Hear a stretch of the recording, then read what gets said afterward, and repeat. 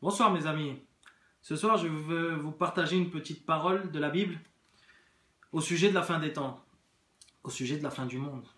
Parce que vous pouvez voir tout ce qui se passe ici en Europe, en Afrique, et même au Moyen-Orient, toute la persécution, toutes ces morts, tous ces attentats. Ici à Paris, il y a eu, il y a 2 semaines, des horribles attentats. On peut voir les 2 Japonais qui sont captifs.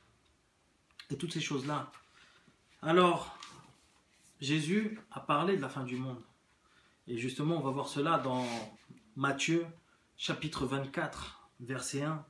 Il est écrit: Jésus sortit du temple et, comme il s'en allait, ses disciples s'approchèrent pour lui en faire remarquer les constructions. Mais il leur dit: Vous voyez tout cela? Je vous le dis en vérité, il ne restera pas ici pierre sur pierre. Tout sera détruit. Il s'assit sur le mont des Oliviers, et les disciples vinrent en privé lui poser cette question. Dis-nous quand cela arrivera-t-il, et quel sera le signe de ton retour et de la fin du monde? Jésus leur répondit: Faites bien attention, que personne ne vous égare. En effet, beaucoup viendront sous mon nom, et diront: C'est moi qui suis le Messie.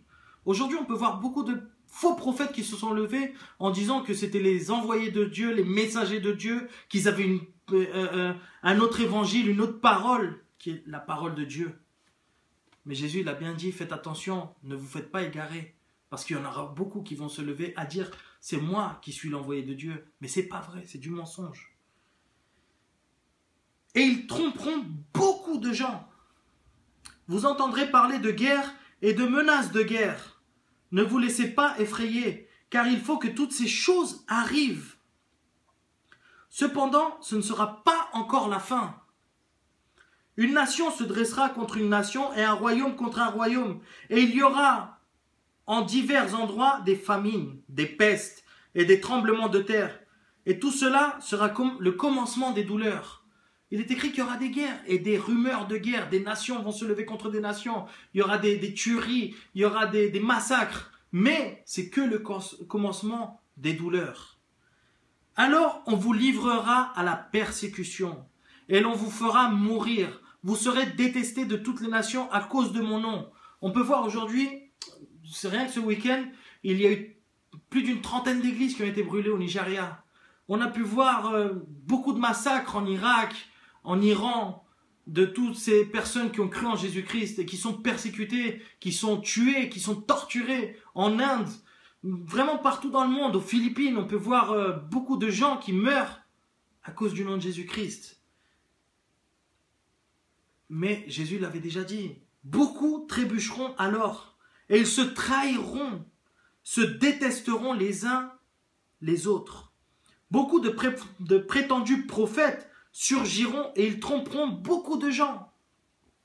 À cause de la progression du mal, l'amour du plus grand nombre se refroidira. Mais celui qui persévérera jusqu'à la fin sera sauvé. Celui qui persévérera jusqu'à la fin sera sauvé. Cette bonne nouvelle du royaume sera proclamée dans le monde entier pour servir de témoignage à toutes les nations. Alors viendra la fin.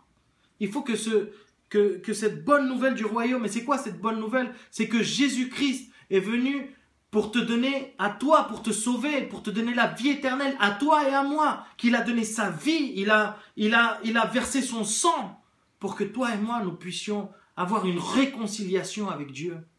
Et c'est seulement à travers Jésus-Christ que l'on peut accéder au Père. Il l'a dit: je suis la vérité, le chemin et la vie, et personne ne peut aller au Père qu'en passant par moi. Il n'y a pas d'autre chemin, c'est Jésus-Christ.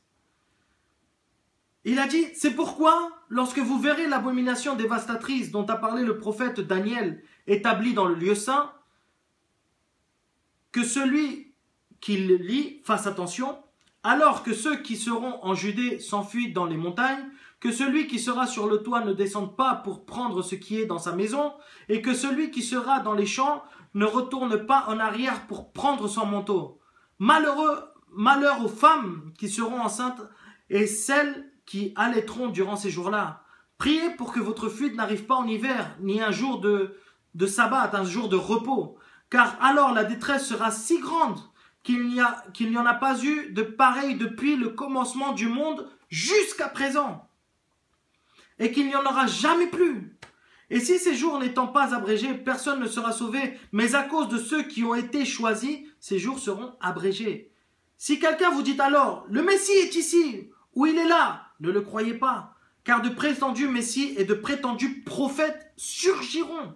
Ils feront de grands prodiges et des signes miraculeux au point de tromper, si c'était possible, même ceux qui ont été choisis.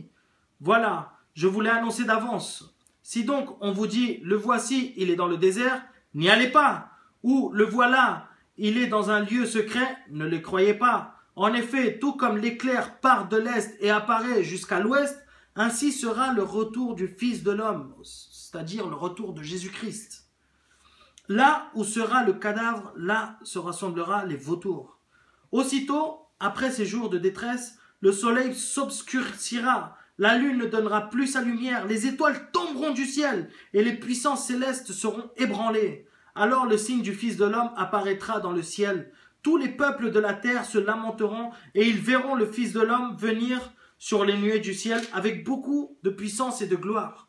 Il enverra ses anges avec la trompette retentissante et il rassemblera ceux qu'il a choisis des quatre coins du monde, d'une extrémité du ciel à l'autre. Tirez instruction de la parabole du figuier. Dès que ses branches deviennent tendres et que les feuilles poussent, vous savez que l'été est proche. De même, quand vous verrez toutes ces choses, sachez que le Fils de l'homme, ce qui veut dire Jésus, est proche et qu'il est à la porte. Je vous le dis en vérité, cette génération ne passera pas avant que tout cela n'arrive. Le ciel et la terre disparaîtront, mais mes paroles ne disparaîtront pas. C'est fort ce qu'il dit. Et ensuite il dit, quant au jour et à l'heure, personne, c'est bien écrit, personne ne les connaît. Pas même les anges du ciel, ni même le Fils. Mon Père seul les connaît. Ce qui est arrivé à l'époque de Noé arrivera de même au retour du Fils de l'homme. En effet, dans les jours précédant le déluge, les hommes mangeaient et buvaient, se mariaient et mariaient leurs enfants jusqu'au jour où Noé est entré dans l'arche. Et ils ne se sont jamais doutés de rien jusqu'à ce que le déluge vienne et les emporte tous. Il en ira de même au retour du Fils de l'homme. Alors 2 hommes seront dans un champ, l'un sera pris et l'autre sera laissé. 2 femmes moudront à la meule, l'une sera prise et l'autre laissée. Restez donc vigilants, puisque vous ignorez à quel moment votre Seigneur viendra. Vous le savez bien, si le maître de la maison savait à quelle heure de la nuit le voleur doit venir, il resterait éveillé et ne laisserait pas percer les murs de sa maison. C'est pourquoi vous aussi, tenez-vous prêts, car le Fils de l'homme viendra à l'heure où vous n'y penserez pas. Mes frères et sœurs, aujourd'hui, ça c'est une parole prophétique de la fin du monde. Jésus a dit qu'il faut qu'on soit toujours prêt à sa venue. Ça veut dire quoi? Ça veut dire que il faut que tu gardes la foi, il faut que tu continues à croire la parole. Peu importe les persécutions que tu puisses avoir dans ton foyer, dans ta maison, à cause de ta foi. Parce que souvent, c'est ta propre famille qui va se lever contre toi. Mais n'aie pas peur, n'aie pas crainte, parce que le Seigneur est avec toi. Il a dit dans le livre des Actes, si toi, seulement toi, tu décides de croire, pas seulement toi, tu seras sauvé, mais toute ta famille sera sauvée. Alors, ce soir, vraiment, ce que je veux t'encourager, c'est de ne pas avoir peur de toutes ces choses qui sont en train de se passer, car la Bible le dit, mais que tu sois toujours prêt, que tu sois toujours, tu veilles toujours à ton salut. Voilà.